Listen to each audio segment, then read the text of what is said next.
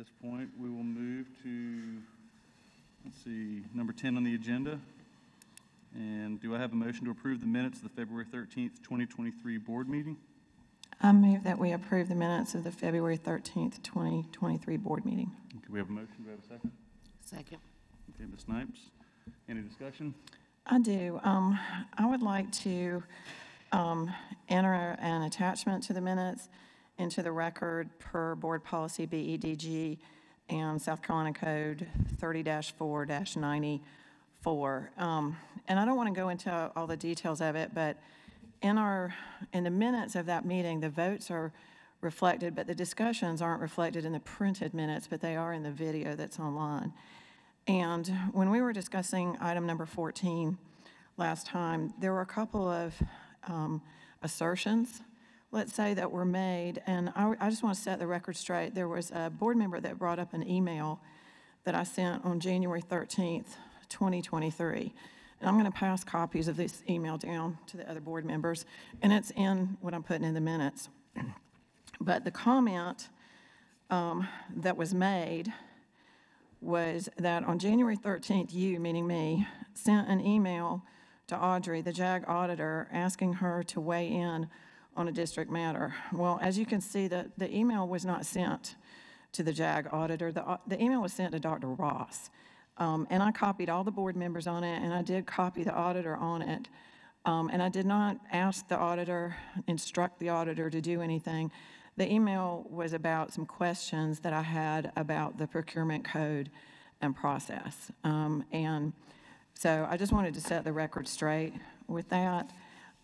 Also, another board member said during that meeting that I signed an initial letter of engagement with our auditor as the chair of the procurement committee. I did, but that's not the whole story. After the board approved the engagement, the auditor sent the engagement letter to the board chair to sign on behalf of the board, to our CFO, who at the time was Ms. Rawls, and to myself as chair of the procurement committee. I'd never been asked to sign anything before, so I did send an email to Dr. Ross and Ms. Hammond, who was the board chair at the time, asking, should I sign it? And Ms. Hammond said, yes, you're just signing as chair of the procurement committee, and she was signing on behalf of the board. So that's the rest of that story. The other thing is during that meeting, several times, I was asking for emails and a letter that had been sent that the rest of the board was not aware of. And several times it was the comment was made by a board member, there are no emails, so it doesn't really matter. There are no emails that I'm aware of that you will receive. Well, we all finally got the emails, and there are a lot of emails. And there were also 3 meetings that were held. And again, that's in this document, but I just felt it necessary to set the record straight based on some comments that were made in that meeting. Okay, so just to make sure I'm clear, we've got a motion on the table to approve the meeting, or approve the minutes. We've got a second. And then, Ms. Huddle, if I've heard you correctly, these are attachments? They're attachments. They don't require a motion. Per board policy, any board member can add an attachment to the minutes. Perfect. Any more discussion, any more conversations pertaining to the motion on the table? Mr. Scully. Yeah. Just to clarify and respond to those comments, my comment about the email, and thank you for publishing it, I appreciate that, was that your motion against Ms. Hines was, or regarding Ms. Hines, was to, part of your contestation there was that she supposedly took action without board approval. The reason I brought this email up that you have attached is because you did the same thing with the auditor, meaning that you would have, you were saying that Ms. Hines incurred expenses potentially for the district by asking the attorney to send a letter. That's the same thing that, even though you didn't send the email directly to the auditor, you copied her on an internal operational decision by the district that had nothing to do with the auditor. This email, the reason I brought it up, it speaks to so many different issues that we are discussing. Just that it's the same thing. Even though, just She didn't, to my knowledge, respond to it, thank goodness. So we didn't incur charges, but we could have by your invitation to her and inviting her into an issue that had absolutely nothing to do with her was inappropriate and just out of line and out of order. And it's the same thing that inviting the auditor on a decision that you disagreed with from the district is my actual concern exactly about our audit policy, but that's why I brought that email up. Thank you very much. Any more communication? One more thing. I did not state anywhere that I disagreed with it. I asked some questions. And I said, I have also copied the auditor in the event she may have some input to share, because this question was about things that had been covered in phase 2 of the audit, which talked about RFP requirements and procurement code. So I feel it was germane. I also honestly resent that I was hit with this email in a board meeting, unbeknownst to me, didn't even get a copy of it. And if any of us ever have an issue with what anyone else on this board has done, I would hope that as mature human beings, we would raise that with them. I would have been happy to have talked about this. But it was raised in a meeting, and I didn't even get a copy of it. You can have your opinion. You think I was wrong. I do not think I was wrong, and I did not direct the auditor, and it was in the middle of a procurement audit that addressed these very issues. So I asked her if she may, in the event, she may have some input, and that was it. So full circle, back to it, we do have a motion. We have a second. We've got some attachments to the motion. Is everybody comfortable with call to the vote? To approve the minutes? Correct. No, I apologize. Ms. Huddle made the motion, Ms. Snipes seconded. All in favor? That is 1, 2, 3, 4, 5, 2, 0 opposed. Moving on to 11, public participation. Ms. Taylor, do we have any? We do not have any tonight. Okay, we will move straight to 12 then, I guess. Do I have any motions, and 12 is starting of the action agenda. Do I have any motions on matters discussed in executive session? I move that we approve selected employment items lines 2 through 31 per Exhibit A. Do I have a second? Mr. Satterfield, any discussion? I'm seeing none. All those in favor? That is 5-0. All right. Any more matters out of executive session that need action? Seeing none. Move to 13. Approval of the Irmo High School East Wing schematic design and authorization for design development phase shown in Exhibit G. I'll turn it to Dr. Ross. All right. Thank you, Mr. Chair, members of the board. At this time, we thank you for going with us through the process for Irmo High School's East Wing replacement. I'll turn it over to our Executive Director of Operations, Mr. Dave Wiseman. Thank you, sir. Mr. Chairman, members of the board, Dr. Ross, members of the community, thank you for your time tonight. I have with me Clinton Riddle from LS3P, and what we're asking to do is seek approval to allow us to continue the process of planning for the new East Wing of Irmo High School and allow us to go into the design development phase of this process. I think Clint has a short presentation just to kind of recap what that's going to look like, if you will. Sure. And you have the clicker. Thank you. So the presentation you're going to see is the same presentation basically that you saw 2 weeks ago. Our office leader, Mary Beth Branham, presented the schematic design. I'm just going to kind of quickly go through how we got to this point and what our next steps would be should you approve proceeding into design development. Through our design process, and again, I'm going to hit on this very quickly, visioning and programming. We had visioning sessions with the staff, the students, the community to determine what the new project needed to be. Obviously, it's an East Wing replacement, but what is the kind of 30,000-foot view of what this needs to be for the school and the community? We proceeded into conceptual design, which was approved last year based on the plan, and I'll kind of go through this quickly. where the building needed to be on the site, what programs needed to be housed in the building. We went through a number of different iterations based on input from the faculty, from the staff, from the board about, how does this building best serve the campus? So based on that, we proceeded into schematic design. So we went from 30,000 feet maybe to 5,000. We started to look at a more refined floor plan for the school, exactly what programs needed to be in here, what the size of the building needed to be. The existing East Wing building's about 150,000 square feet, but there's a number of spaces in it that aren't particularly well utilized.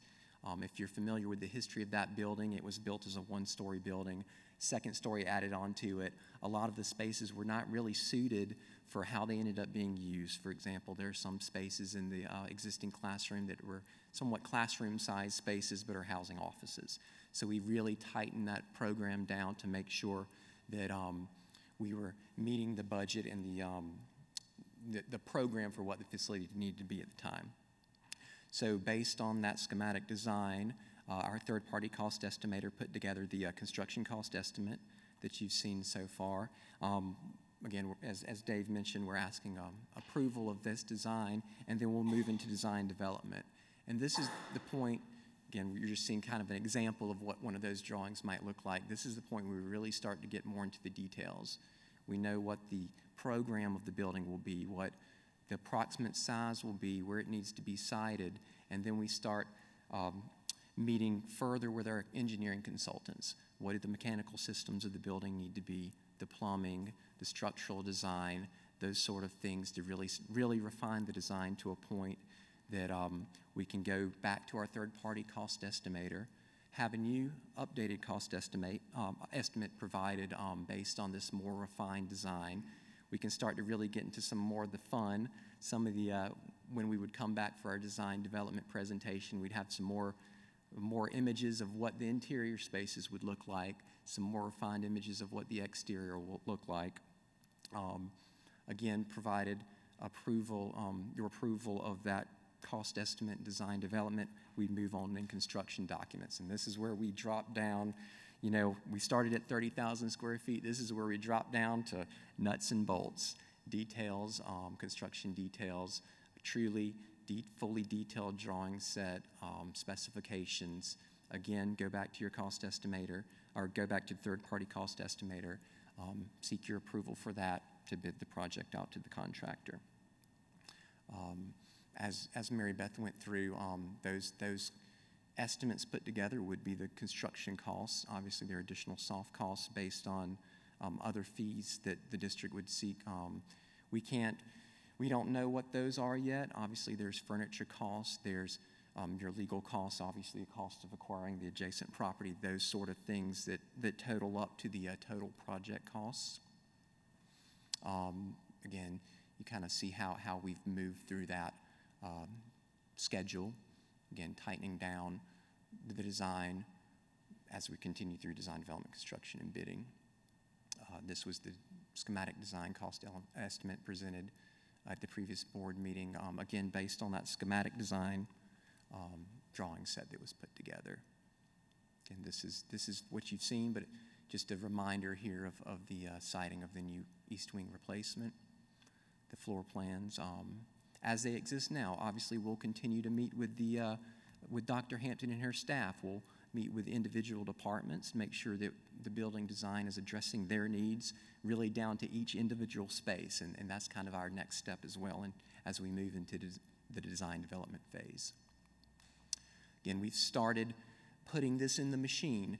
What you'd seen previously were just plans. We've started building this in 3 dimensions based on the input that we had gotten back at previous meetings, the previous community input sessions. You can kind of see these examples moving through and where we stand for the schedule right now. Again, that's just a quick overview of, I know you've seen most of this information before, but just wanted to come here, and Dave and Alan wanted me here just to answer any questions that you might have. So at this point, I'll open it up for any questions. Is this, if we outgrew our space, is this design would it work well to add another wing? And if so, kind of where would we do that? And do we already have the land? Yes, yes. So part of what the district has engaged us to do is develop a master plan of the site. So this building is looking at it as if it was the first phase of that redevelopment of the Irmo High School campus. We know, for example, that right now the dining room is somewhat undersized for what they need. So eventually that space will need to be replaced. Obviously in this first phase, we are adding some additional dispersed dining to help take the load off of the dining room, the existing dining room. But we're also looking at that master plan to make sure that this site that we're locating the building on is the right place. So eventually the west wing, that existing Kate wing on the campus, it's 40 years old now. One day you'll be looking to replace it, so we want to make sure that this building siting works with any future phases that come to the campus. I guess what I was asking is if you go back to, without replacing anything else, which I understand a 40-year-old but back one more, go forward one, Sure. where it shows the schematic of the, oh, wait, the pictures. Keep going. Oops, Oh. sorry. Okay, right there. Okay. Well, anyway, like right there. If we needed to expand this wing, is it designed in such a way we could add on at the back or at the sides or? Yes, that kind ma'am. of- okay. Yes, ma'am. So as we're developing that master plan, that's something that we'll be presenting to you in the future. As you know, we started this East Wing replacement kind of first, but as we started working through the community development and the input from the district, we realized exactly what you said, that this design needs to accommodate future expansion. So right now, what we're looking at is, if I'm correct, the existing enrollment of the high school is about 1,320 students. When this building is finished, that capacity will be there for 1,550 students. As we proceed through future phases, if growth needs to occur, this is the building set up and designed to be added on to as necessary. And if I may add on to that, early in the beginning of our meetings, we specifically asked that question and asked them when they build basically the end of this where it says pointed toward the temporary parking lot, that they, in a sense, wire it, prepare it for an additional wing if necessary. So we got that early into the planning phase so that 3 or 4 years down the line, we wouldn't have to pay a lot of money just to get it to that point. Exactly. And to build on that further, the floor plan itself is set up to attach additional wings to the building as necessary. In terms of mechanical systems, again, I'm kind of getting into the details here, but we've set up a location for a future chiller yard for additional mechanical equipment that may have to serve additional wings in the future. So that's, again, all part of that master planning exercise.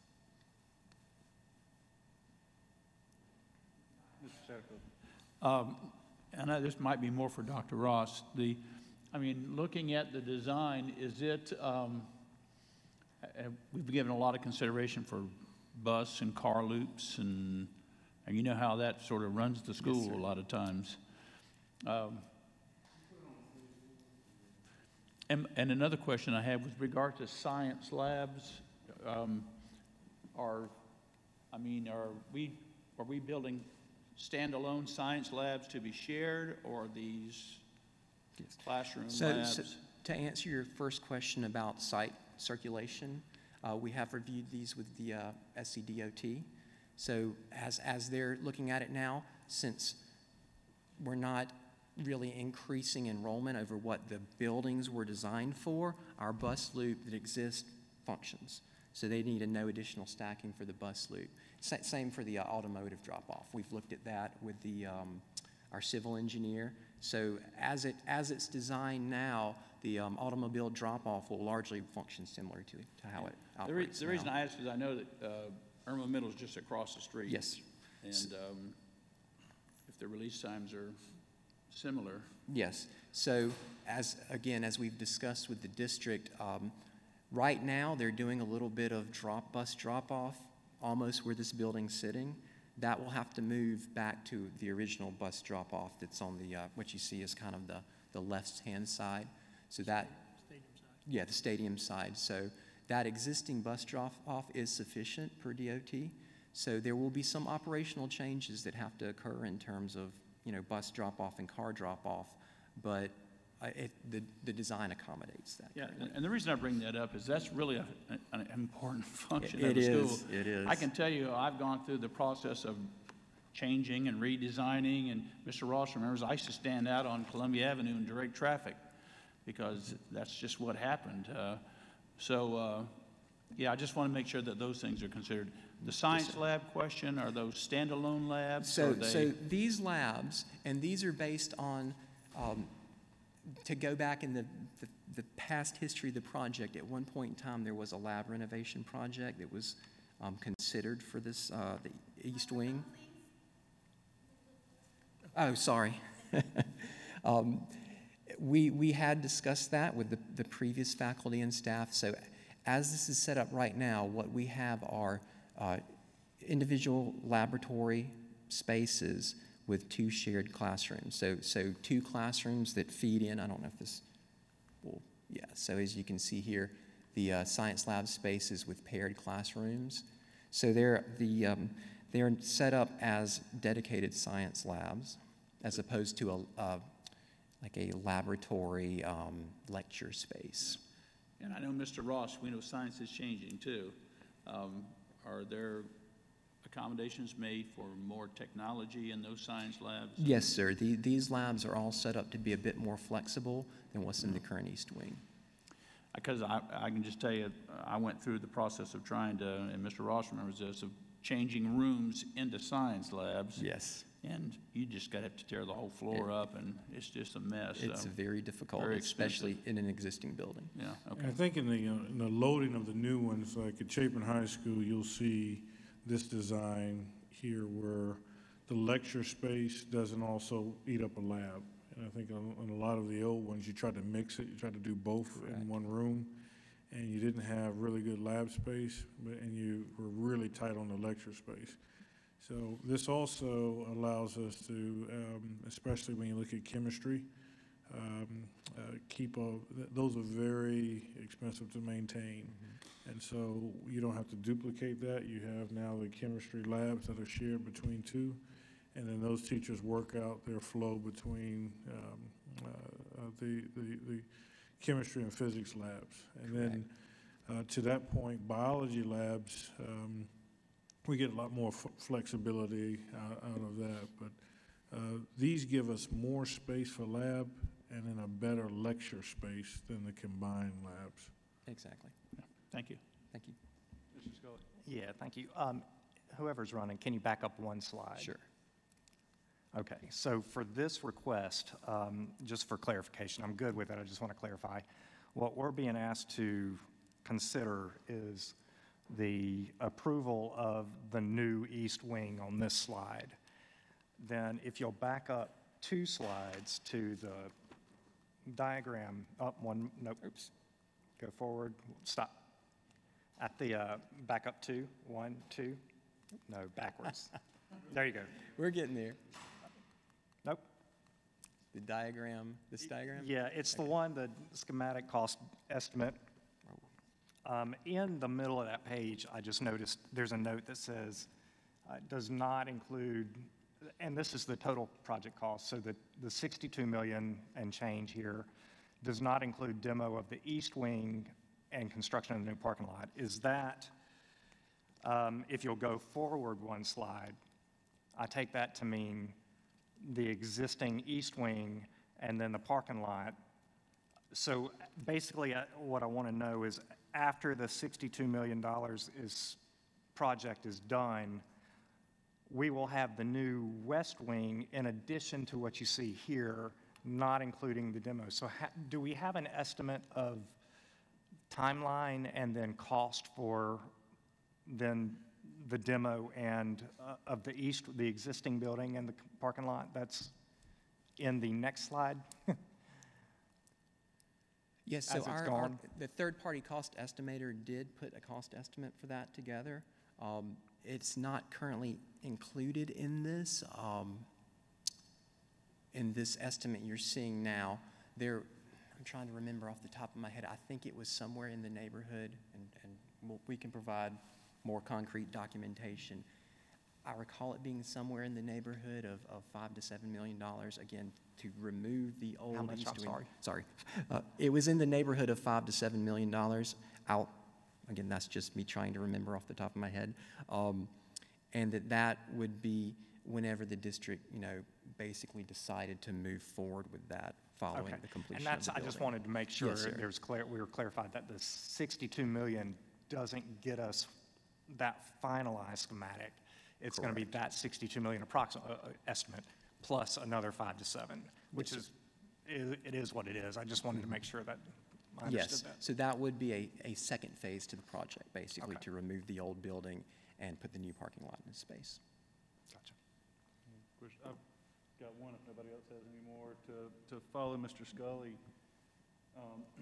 And with the demolition and construction of the new parking lot not included in that 51.8 number, are we comfortable with the current parking structure we have with that building still in its place and the new parking lot not there to properly park the cars that are going to be in attendance? For the time being, there will have to be some operational input there. I don't know if you want to speak to that, Dave. Yes, sir. We were looking at basically 5 different plans because as they move in and things move around, we're going to have to move parking spaces for students, teachers.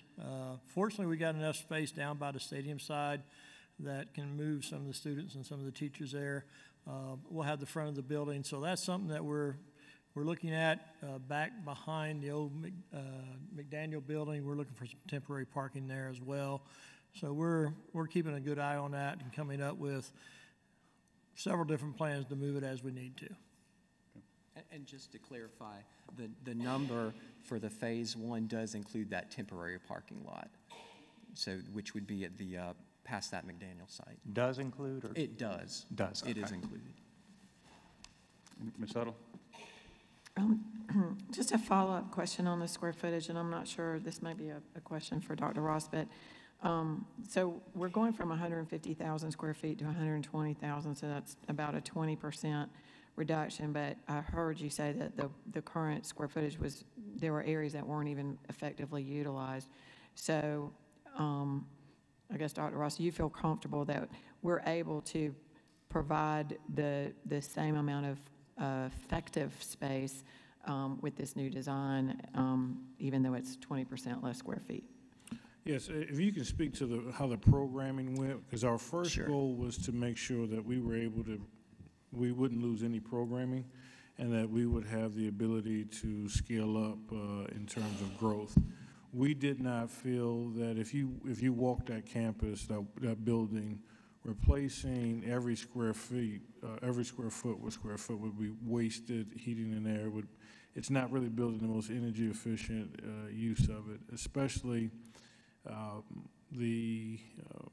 when we look at how it was modified for one story on another, it would not be, we're not losing programming, we're gaining efficiency. But if you can speak to how the programming went. Correct. So we, over a number of programming sessions with Dr. Ross and the district team and Dr. Hampton and her faculty and staff, we determined that there, in addition to the inefficiencies in the existing East Wing building, there were spaces in the existing West Wing Kate building that were also not being used.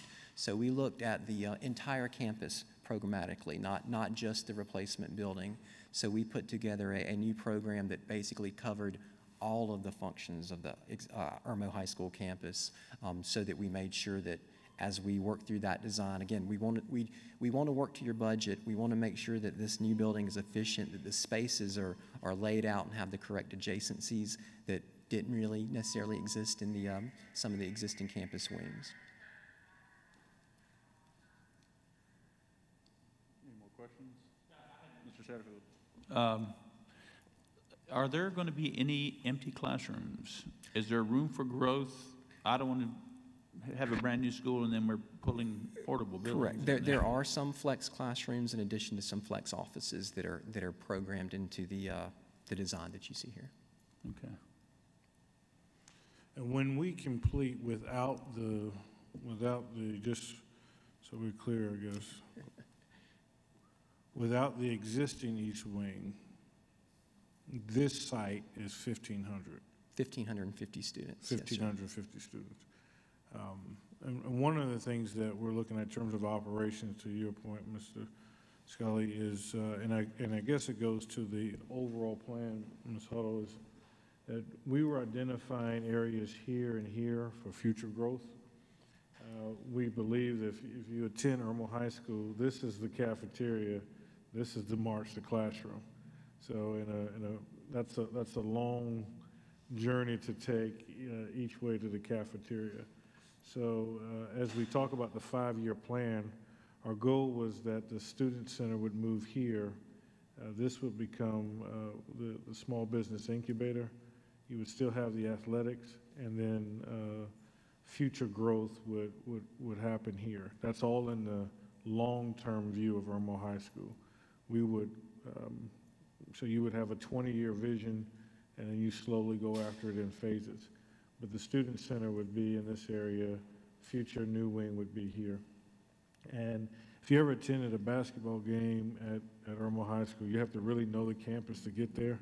So this would allow a more inviting look, while as if you attend, there's a lot of monuments here dedicated to very important people in the community.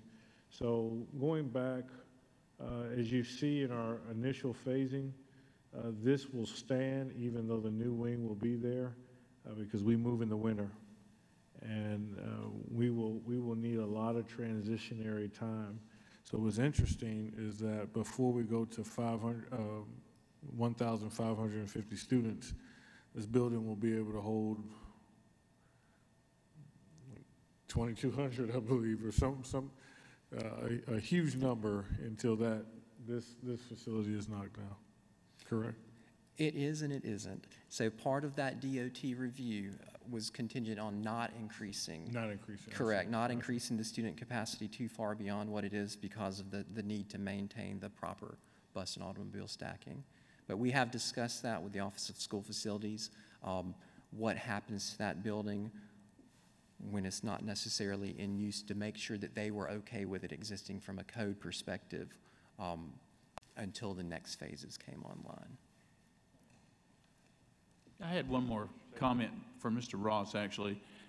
This is going to look great. It'll be beautiful. I visited Irmo High School not long ago, and there's a real transition when you go from one part of the school to the new fine arts building and all that. Is this in this plan, do we have something that can bring the existing school to, because when you walk on that back walkway, you can tell it's just worn out. And I hate to have one bright, shiny new wing, and then they walk from that bright, shiny new wing to down these dreary halls or outside walkways or whatever. Do we have something planned for that, Dr. Ross? So the answer is that's what the 5-year study is going to bring. When we look at it currently now, you're walking in the existing East Wing, and when you come to what they call Main Street, it's like you feel like you're in a brand new building. Yeah. And then you walk through West Wing, and you go back in time, and then you'll go back into this brand new building. So the additional phases plans on replacing the entire building over time, even the West Wing.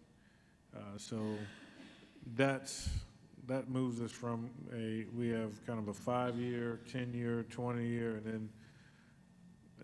and that one where West Wing replaces, I don't know how far along that's in that plan, but that's all in the master plan.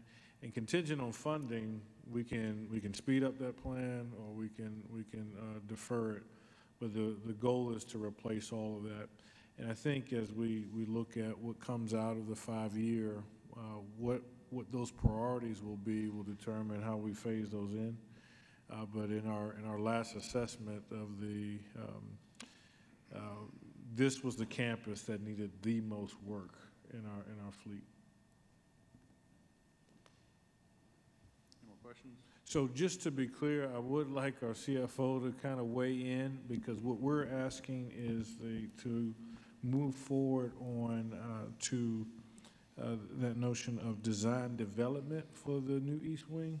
And I wanted you to move forward with some confidence that we had a plan for the 62 million. So, Ms. Paul? Yes, sir, Dr. Ross. So as we talked about at the last board meeting, we do certainly have a plan in place for this funding. So last fiscal year, I believe it was in May, the board approved $34 million for the first really tranche of Irmo High School. In May of this year, we will come back to you to ask for an additional $9 million, so that'll get us to $43 million. And then the following year, so 2 years from now, we would come back and ask for an additional $17 million in bonds. That would get us to $60 million worth of bonds for this project. And then additionally, the board approved in October $3.5 million of assigned fund balance for this project. So that gets us to a total of $63.5 million for just Irmo High School, again, in tranches as we go. But that is our plan right now for funding. Yes, sir. Any more questions? Do you have a motion? Ms. Huddle. I move that we approve the LS3P schematic design in Exhibit G and move forward with the architectural design development phase of Irmo High School East Wing replacement. Okay, do I have a second? I second it. Mr. Satterfield, any more discussion? I'm hearing none. All those in favor? That is 5-0. Moving on to 14. Thank you, Mr. Chair, members of the board, and our community. We are looking to do a solicitation, a request for proposal for a website and parent app. We went back and outlined in Exhibit H all of the items that we were looking for. As parents, we have a lot going on, and we were looking for easier ways to help our families navigate the educational process. So I'm going to ask at this time our Executive Director of Communications, Ms. Amanda Taylor, to come forth and present Exhibit H.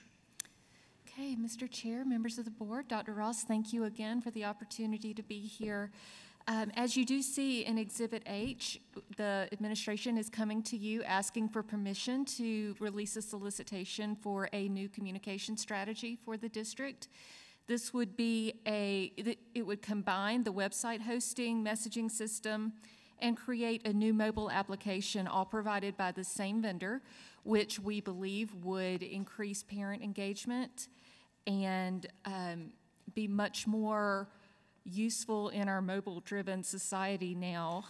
This communication strategy will streamline processes because all of the communication platforms will interact and have a single source of data input, so it would be much more user-friendly. You can see here our anticipated timeline in Exhibit H that we provided to you, and we will have a selection committee of 3 to 5 members chosen from communications, the Office of Technology, accountability, and several school-level still to be chosen members of that committee. And then if the board does approve this, we will get the RFP out as quickly as possible because we do have a target launch date of the beginning of next school year. But simultaneously, while the RFP is out, we would be polling our superintendent's advisory groups on the features that they would like to see in these different new products that are to be developed. So we look forward to getting input from our students, from our parents, from our faculty, everything that they believe would be user-friendly for them. So that's what we're asking, and I'm happy to take any questions. Questions from the board, Ms. Huddle? So I wanted to make sure I heard that right. So we're going to get input from the Parents Advisory Cabinet before we issue the RFP or after we issue the RFP? Simultaneously, while it's out. I guess I've been on the other end of these RFPs for technology, and usually the RFP specifies the functionality you want, and then you grade the vendors against the functionality. So I guess I don't understand how we can issue a comprehensive RFP if we don't know exactly what we want. Well, I think in terms of selection, we have to decide who's on the selection committee, but one of the things that I think we will grade on is what we have in Exhibit H. We have outlined a few bullet points of things that they must meet. These are the criteria that they must meet when responding to the solicitation. Once we, when I mean simultaneously, I mean that we're getting feedback for our selection committee so that when we review the respondents of these bullet points, they'll make that decision based on that feedback. So it's not to build the solicitation. The solicitation is already built. There are a lot of things personally I'm excited about is the calendar feature, because that's what I'm messing up in my life with my family. But it has the social media access, so they're going to respond to this. What we want to do is take this and give this feedback to our advisory groups as they look through the bullets, and that will help the selection committee decide to bring it when we bring it back. Our notion is that when we make that decision, sometimes our selection committees are very small, or they're always small, but we wanted to have some feedback on this solicitation language. So that's what we mean by simultaneous. Any other questions? Ms. Huddle? One question I had, I'm gonna pick on your calendar feature for a second. Just a suggestion.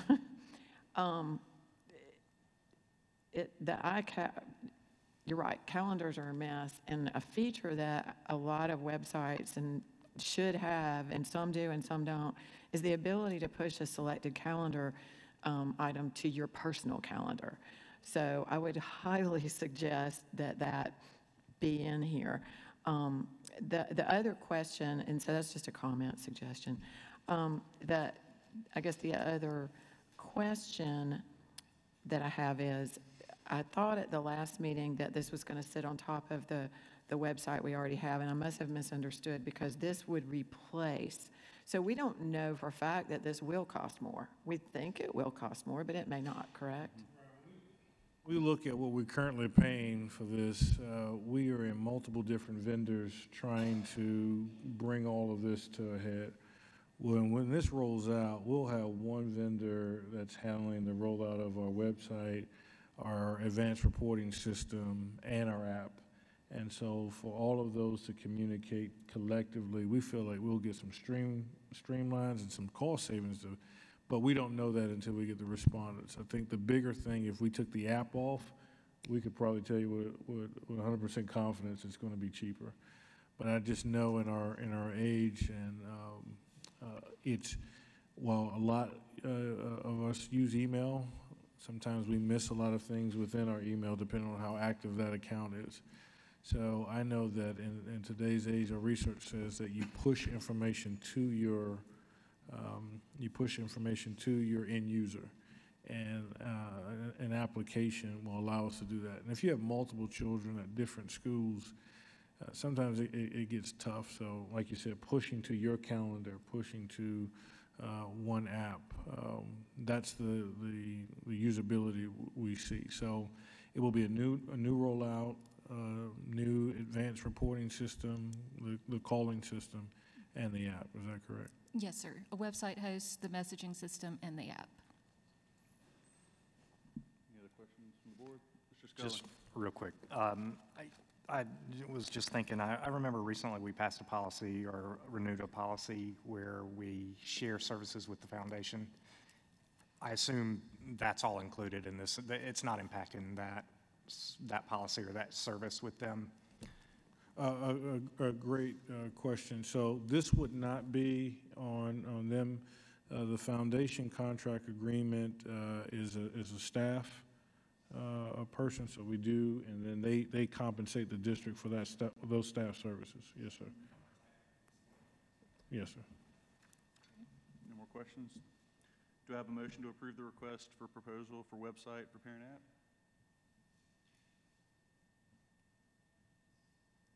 Yeah, do I have a motion to approve the request for proposal for website and parent app? I'll bite. Thank you, Ms. Huddle. I move that we approve the issuing of a request for proposal for development of a website and parent app. Do I have a second? Mr. Scully? Sorry, Ms. Williams. Any discussion? All in favor? 2, 4, 5, 5-0.